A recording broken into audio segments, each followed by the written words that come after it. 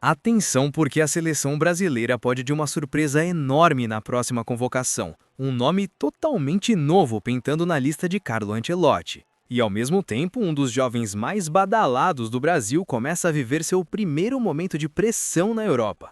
Enquanto um garoto explode na Premier League, Endrick começa a ouvir várias na França e ver seu nome cercado de críticas.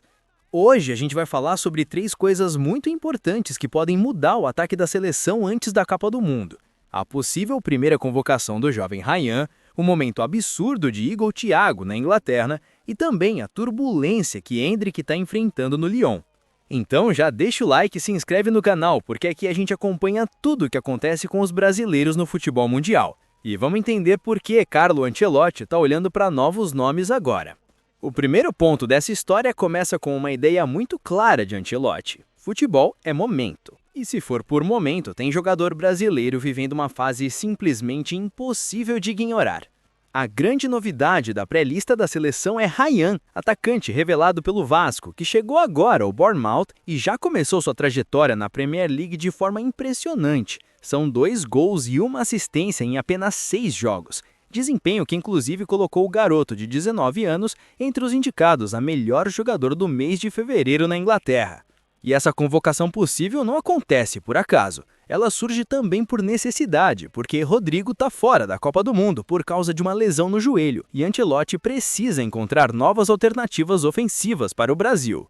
Só que Ryan não é o único nome que está chamando atenção na Europa, porque existe um centroavante brasileiro que está simplesmente empilhando gols na Premier League, e muita gente no Brasil ainda não percebeu o tamanho da temporada dele. Igor Thiago, revelado pelo Cruzeiro e hoje do Brentford, já marcou 19 gols na temporada, sendo 18 só na Premier League, números que colocam o brasileiro logo atrás de Haaland na tabela de artilheiros do campeonato inglês. E nos bastidores da CBF a informação é clara. Ancelotti quer observar Igor Thiago de perto nesses amistosos contra a França e Croácia, principalmente porque Richarlison vive um momento muito fraco com apenas 1 gol marcado em 2026. Ou seja, a camisa 9 da seleção está completamente aberta. Só que enquanto alguns atacantes vivem grande fase, outro jovem brasileiro começa a sentir o peso da Europa pela primeira vez. Endrick, que começou voando no Lyon depois de sair do Real Madrid por empréstimo, agora vive uma sequência complicada, com 4 jogos sem marcar e atuações que começaram a gerar críticas pesadas na França. No último jogo contra o Paris FC, o atacante entrou no segundo tempo, tentou uma finalização de longe que passou muito longe do gol e parte da torcida simplesmente começou a vaiar o brasileiro dentro do estádio.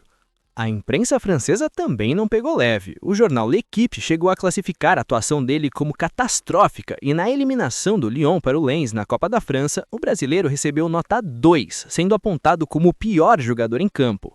E aí surge um contraste interessante nessa história, porque ao mesmo tempo que Endrick sofre críticas agora, os números dele ainda são muito bons desde que chegou ao Lyon. Em apenas 9 partidas, ele soma 5 gols e 4 assistências, além de já ter sido eleito jogador do mês da Ligue 1, pouco depois de chegar ao clube francês. O técnico Paulo Fonseca inclusive saiu em defesa do brasileiro e deixou um recado claro depois das críticas. Quando o Endrick marca, dizem que ele jogou muito bem. Quando não marca, as críticas são muito duras. E existe também um detalhe importante que pouca gente comenta. Endrick passou um ano inteiro praticamente sem jogar antes de voltar a ter sequência agora na Europa. Então o próprio treinador do Lyon admite que o jogador ainda está recuperando o ritmo físico e se adaptando ao novo sistema tático. Mesmo assim, a tendência é que Endrick ainda esteja na convocação de Ancelotti, porque o treinador acompanha o atacante de perto desde os tempos de Real Madrid e mantém contato direto com ele. Só que essa fase turbulenta chega justamente no pior momento possível. A convocação para os amistosos contra a França e Croácia acontece agora e a lista final da Copa do Mundo será anunciada em 19 de maio. Ou seja, cada jogo agora pode definir quem vai ou não vestir a camisa da seleção no Mundial. Enquanto isso, outras disputas seguem abertas também, principalmente na defesa, onde Bremer e Léo Pereira aparecem como candidatos a ocupar a vaga deixada por Éder Militão, que também está fora por lesão. Marquinhos e Gabriel Magalhães em lugar praticamente garantido. Mas Ancelotti ainda avalia quem serão os outros nomes da zaga para a Copa. No meio de tantas dúvidas, uma coisa é certa: O ataque do Brasil para o Mundial pode ser bem diferente do que muita gente imaginava meses atrás. Novos nomes surgindo, jovens ganhando espaço e jogadores vivendo fases completamente opostas na Europa. E agora eu quero saber sua opinião. Se a Copa começasse hoje, quem seria o centroavante da seleção brasileira? Henrique, Igor Thiago ou você daria uma chance para outro nome? Comenta aqui embaixo porque essa disputa promete esquentar muito nas próximas semanas.